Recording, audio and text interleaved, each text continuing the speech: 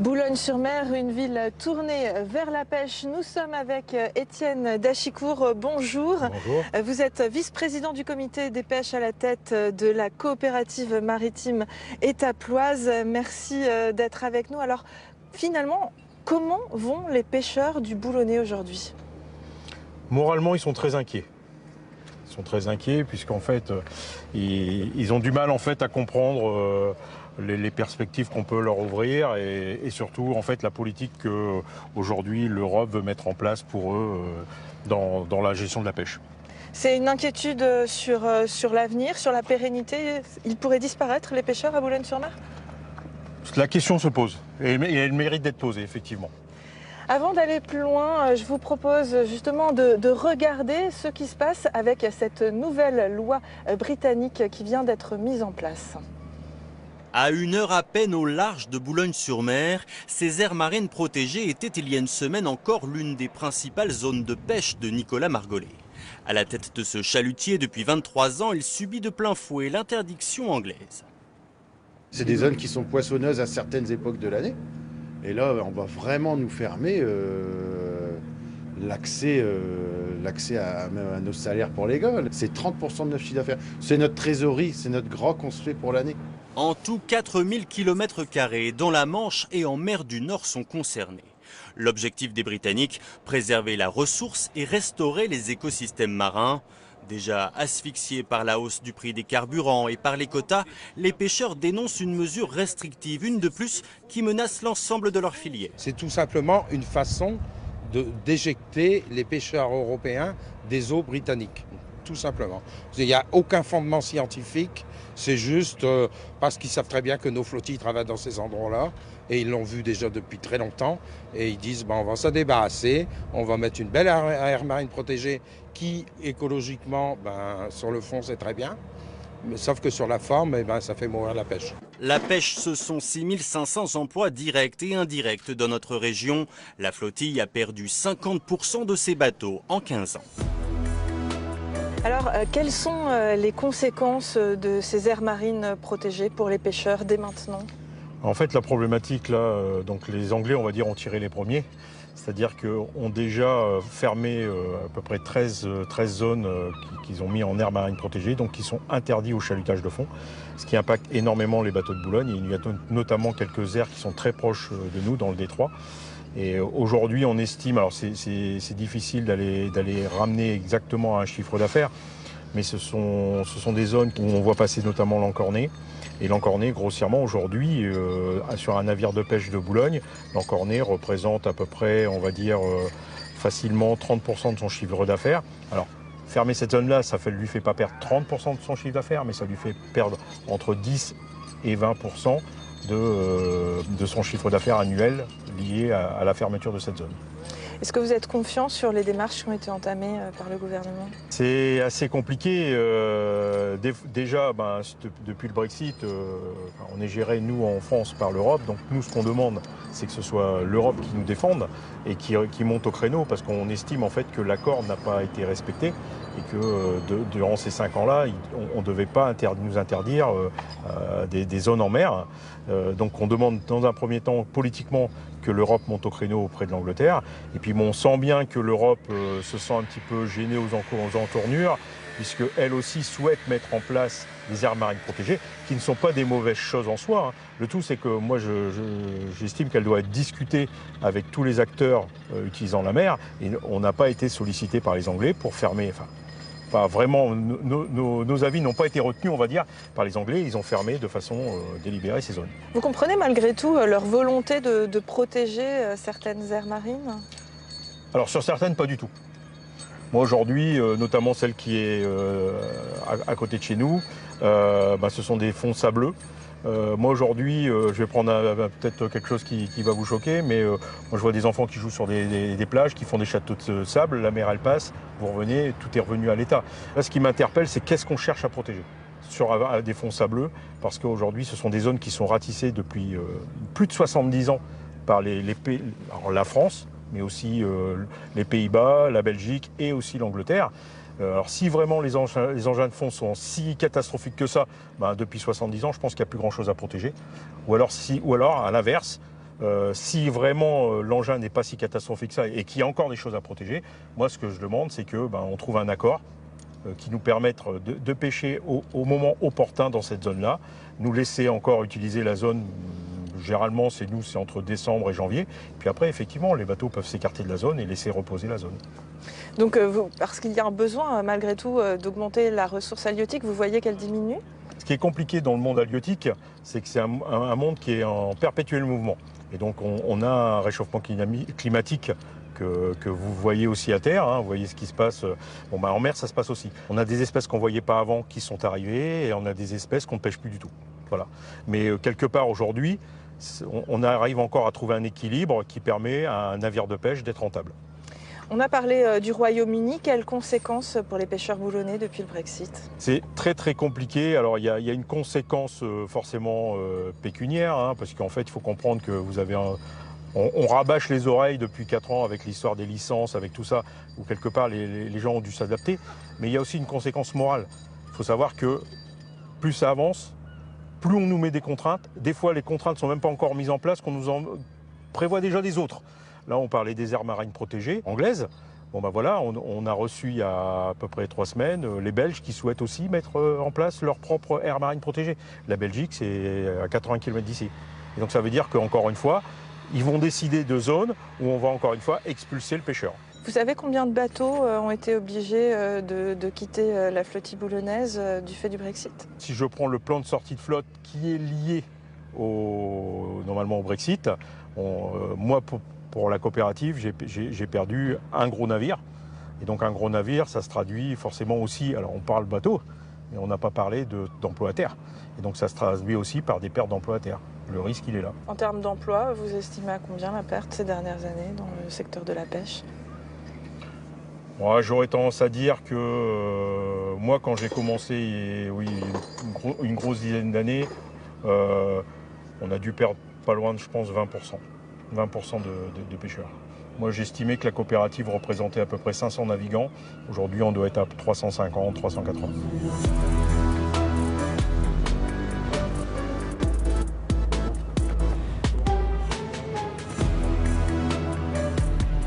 Nous rejoignons le député Philippe Fay. Bonjour. Bonjour.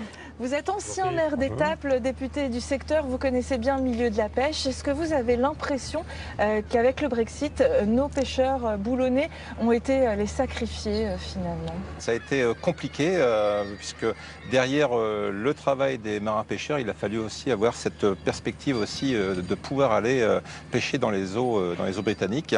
Et donc ça a été, je crois, assez compliqué, douloureux psychologiquement pour nos pêcheurs. Vous avez reçu à Boulogne-sur-Mer une mission parlementaire en début de semaine sur la pêche. Qu'est-ce que vous en attendez de cette mission parlementaire ? Ce qu'on leur a demandé, alors c'est assez générique, mais on leur demande des perspectives. Parce qu'aujourd'hui, c'est un milieu qui fait qu'aller d'un butoir à un autre. Entre les quotas qui sont renégociés tous les ans, alors maintenant, depuis le Brexit, c'est de plus en plus tard dans l'année parce qu'il y a d'autres négociations qui se font avec notamment la Norvège, les Féroé et tout ça.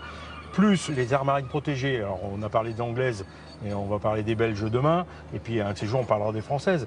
Et puis en France, depuis la guerre en Ukraine, le sujet d'actualité c'est l'énergie et donc c'est l'éolien en mer. Voilà. Et donc encore une fois, mettez-vous dans la tête d'un professionnel qui avait un espace de liberté où il pouvait pêcher quasiment où il voulait. Petit à petit, son terrain se restreint. Et donc, qui dit un terrain qui se restreint, dit un chiffre d'affaires qui n'est plus forcément en adéquation par rapport à l'activité qu'il a et au bateau qu'il doit rembourser. Alors, c'est un autre point noir, le prix du carburant. L'Union européenne a finalement prolongé les aides jusqu'au 30 juin. Malgré tout, le prix reste élevé. Qu'est-ce que ça a comme conséquence au quotidien pour les pêcheurs ?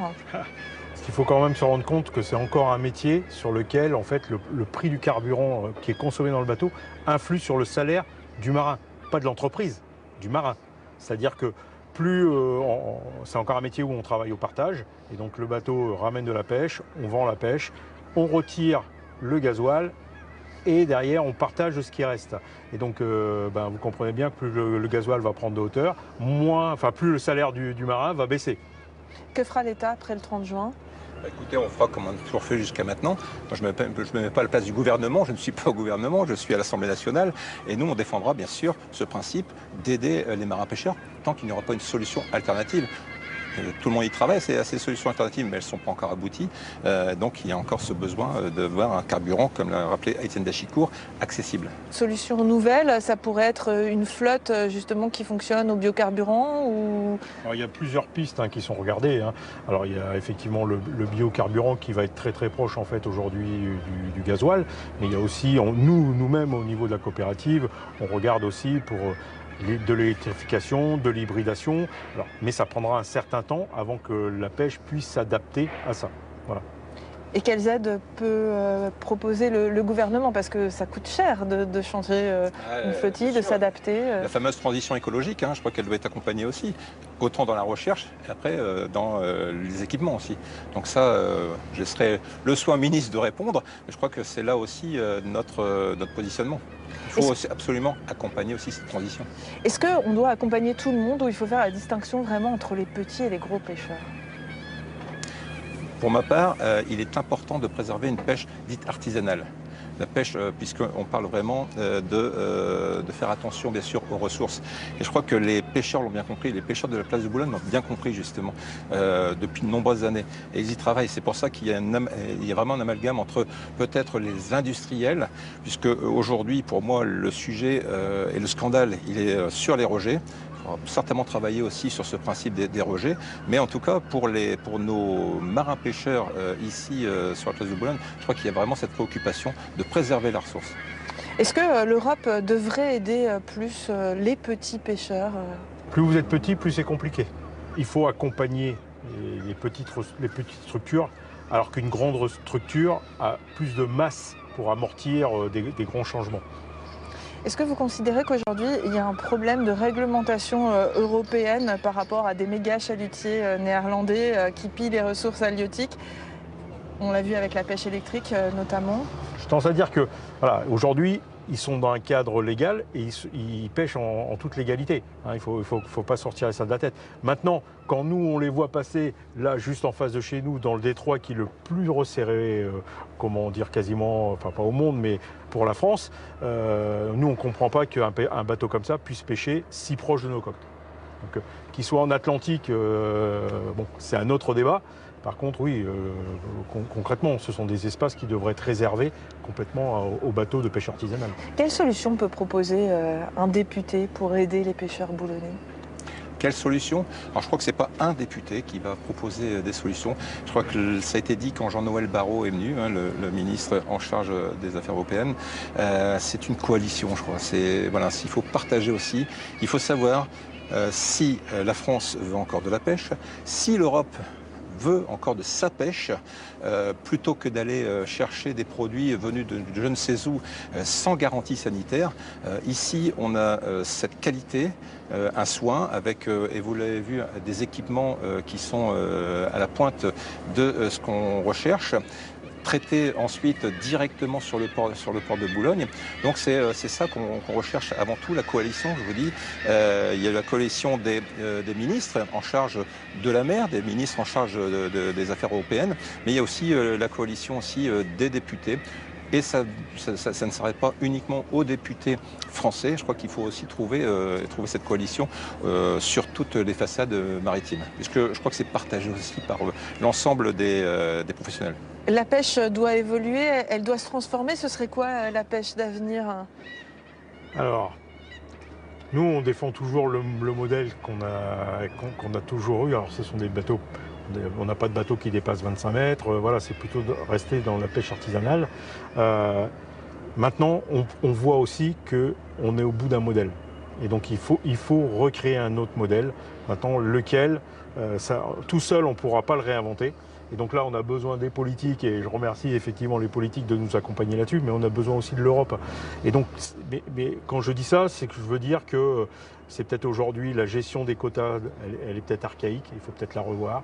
Les temps de pêche en mer, il faut peut-être les revoir. Enfin, je pense qu'à un moment, ça vaudrait le coup quand même de remettre un petit peu tout sur la table et recréer un modèle qui permettrait une exploitation saine à travers les types de navires qu'on a, un peu plus décarbonés, on va dire. Merci à tous les deux d'avoir été avec nous et malgré toutes ces difficultés, la pêche reste un métier de passion. Je vous propose de regarder ce reportage tourné au lycée maritime.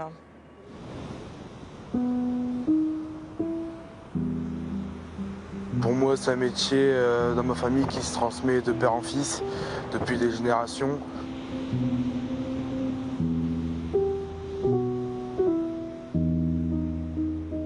Je ne m'aurais jamais vu dans un autre métier parce que j'ai connu ça depuis tout petit. J'ai grandi là-dedans, j'ai eu mes frères qui ont été dans ce métier-là. Et non, je ne me vois pas aller dans un autre métier que la mer parce qu'on se sent libre dedans et je fais ce que j'aime.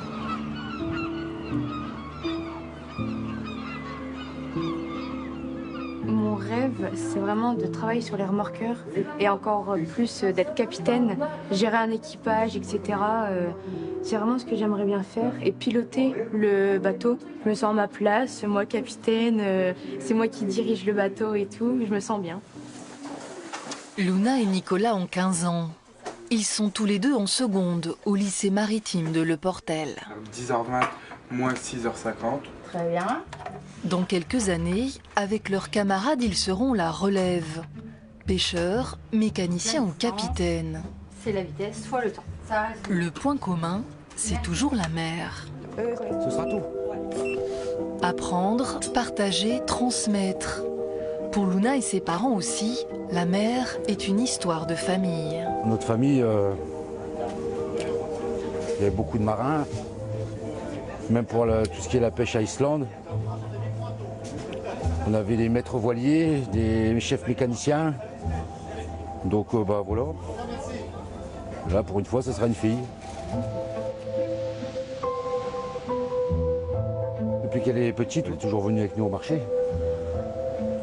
Elle dormait dans les caisses en polystyrène derrière nous. Et ce qui était marrant, c'était les clients qui étaient surpris de la voir venir nous accompagner. En fait, ils avaient peur qu'elle avait froid, mais pas du tout. Comme elle dit, elle a de l'eau de mer qui coule dans ses veines et c'est bien vrai en fait. Mon père, il m'expliquait beaucoup ses arrière-grands-parents, ils partaient à la pêche en Islande. Je me suis dit oui, mon arrière-grand-père, il partait pendant des mois, il revenait à la maison, etc. Et c'était fascinant, même passionnant. C'est ça qui me donne aussi un peu envie de dire que je vais continuer la tradition familiale en gros. Le vendredi, les internes récupèrent leurs valises pour le week-end. Nicolas part avec son père qui rentre d'une semaine en mer. Pierre, le grand frère, l'accompagne. Il est pêcheur lui aussi. La première fois que j'ai embarqué sur un bateau, j'avais 3-4 ans pour une marée. Après mon père, de temps en temps, il me prenait à la mer. Et j'ai embarqué pendant toutes mes vacances scolaires à partir de 11 ans, 11-12 ans. Et j'ai toujours vu mon père être patron, donc pour moi c'est un rêve d'aussi accomplir ça. Et puis voilà, c'est un but dans la vie, quoi. Il faut aviver, il faut préparer. Et puis tu dois finir sur un 3 pattes de fin qui est là. D'accord. C'est l'accomplissement d'une carrière. De transmettre ? De transmettre, ouais. De transmettre son métier, son savoir et puis sa passion, quoi. C'est de la fierté, puis un peu d'inquiétude avec tout ce qui se passe en Europe, avec les parcs éoliens, les parcs naturels marins, les problèmes de Brexit. Donc j'ai un peu d'inquiétude pour l'avenir, mais le pêcheur sait rebondir, donc ça va suivre.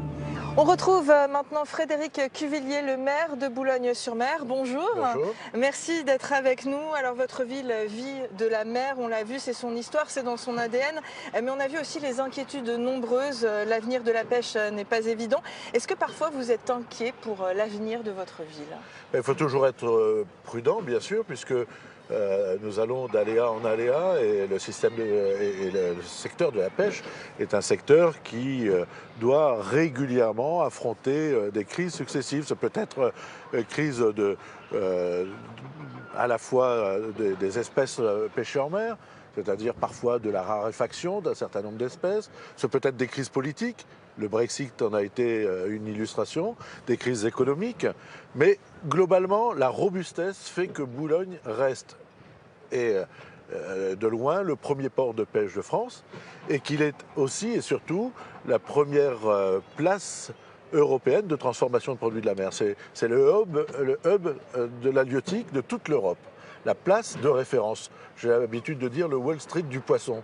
On a parlé des pêcheurs, il y a aussi les transformateurs, vous l'avez évoqué, les transformateurs de ces produits de la mer, 6000 emplois en tout sur le territoire.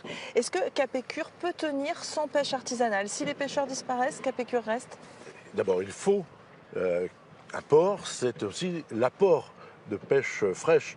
Et c'est vrai que lorsque nous avons 30 000 tonnes débarquées, nous en transformons 300 000.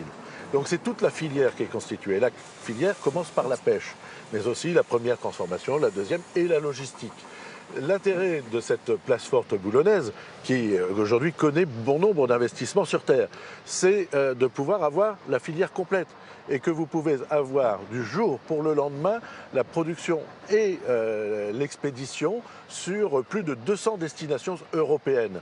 Le poisson pêché ou le poisson importé est directement transformé et dès le lendemain et dans les assiettes à l'autre bout de l'Europe. C'est une qualité, c'est une garantie de fraîcheur, de qualité, de traçabilité, et nous sommes dans la haute expertise du poisson sur Boulogne. La technopole de la mer se trouve ici.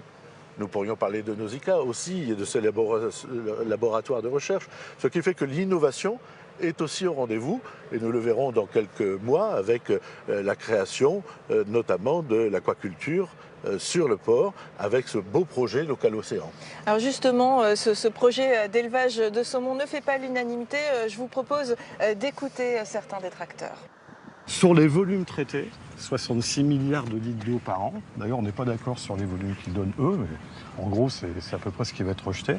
Même si le procédé est plutôt vertueux, c'est vrai qu'il est plutôt moderne par rapport à ce qui se fait, ça va représenter quand même, alors ça c'est une fourchette basse, 115 tonnes d'azote qui vont être rejetées, donc c'est de l'engrais dans l'eau, c'est à peu près 6 tonnes de phosphore, et plus de 200 tonnes de résidus organiques. La mer se réchauffe en plus. Vous parlez de bombes biologiques, vous. Ah ouais, je parle d'une bombe biologique, c'est-à-dire qu'effectivement, il y a un potentiel, il y a un bénéfice-risque en termes de risque de pollution et de santé publique qui n'est pas négligé du tout. Alors on vient d'entendre les craintes de certains boulonnais par rapport à ce projet. Qu'est-ce que vous leur répondez? D'abord que toutes les études environnementales, et elles sont nombreuses, ont validé ce projet. C'est un projet majeur qui sera un grand pas en avant dans la recherche et notamment dans la production écologique, environnementale du saumon. Aujourd'hui, dans les grandes fermes qui sont les fermes maritimes d'Europe du Nord, il n'y a pas plus polluant que la production du saumon en pleine mer. Nous allons avoir un système qui sera basé sur la recirculation de l'eau, c'est-à-dire que l'eau sera pompée, elle sera traitée, elle sera réutilisée. Il y aura non pas ce que j'entends en termes de rejet, mais au contraire, aucun antibiotique, aucun apport de polluants dans l'apport nutritionnel des saumons. Vous aurez ici une production environnementale du saumon. Sans compter qu'actuellement, le saumon, il nous vient d'Europe du Nord. Il nous vient par camion. Il est aujourd'hui élevé dans des fermes où la suroccupation du poisson fait que les conditions sanitaires ne sont pas optimales. Donc nous avons là un projet qui non seulement est basé sur un apport majeur environnemental qui sera le dessalement de l'eau, qui nous permettra aussi d'utiliser de l'eau pompée en mer, dessalée, et donc de ne pas utiliser de l'eau traitée pour un certain nombre d'usages portuaires. Nous pourrons avoir une avancée nutritionnelle sur les saumons, qui sera du saumon de haute qualité et qui sera du saumon made in Boulogne. Je me suis battu depuis des années pour rétablir la qualité des eaux de baignade. Pensez-vous que je prendrais un quart de millième de responsabilité s'il y avait un doute environnemental? Toutes les études sont convergentes. Toutes les autorisations ont été données et donc aujourd'hui, il faut laisser l'investissement sur l'avenir qui est un investissement environnemental et qui donnera des perspectives de développement et notamment d'emploi sur la place forte qui est Capécure. parlez d'avenir. Comment vous voyez l'avenir pour cette zone portuaire? Précisément par l'innovation et par la complémentarité des usages maritimes. Vous avez ici un port qui, historiquement, est omnium. Nous avons eu à subir la disparition du transmanche. Nous avons eu à subir la disparition des aciéries. Aujourd'hui, nous avons la capacité d'innover et d'accueillir, comme ce fut le cas depuis des années, en substitution aux industries lourdes, des majeurs, des entreprises qui sont aujourd'hui dans la haute production. Aujourd'hui, Capécure, c'est le lieu peut-être le plus sophistiqué dans la production, le plus sécurisé d'un point de vue de sécurité sanitaire. Et donc l'innovation, toujours l'innovation. Boulogne a toujours été tournée vers la mer et elle le restera? Boulogne, c'est la mer. Et la mer, c'est l'avenir. Et donc à Boulogne, nous avons l'avenir et nous avons ce grand enjeu, à condition que tout le monde ait bien conscience que le défi maritime, c'est la croissance bleue, dans le respect, bien sûr, environnemental, mais aussi dans la volonté du développement et de la connaissance, de l'innovation. C'est ça. Et tous ceux qui sont les détracteurs de cette croissance et qui, sous prétexte de protection de l'environnement, sont pour la décroissance, je pense que ce n'est pas un avenir que nous pouvons promettre à nos enfants. Il faut au contraire que nous nous appuyions sur ces enjeux environnementaux pour mieux créer, mieux produire, pour mieux manger. Merci beaucoup, merci d'avoir été avec nous. C'est la fin de cette émission. L'actualité politique continue avec Francis Letellier. Je vous souhaite un très beau dimanche.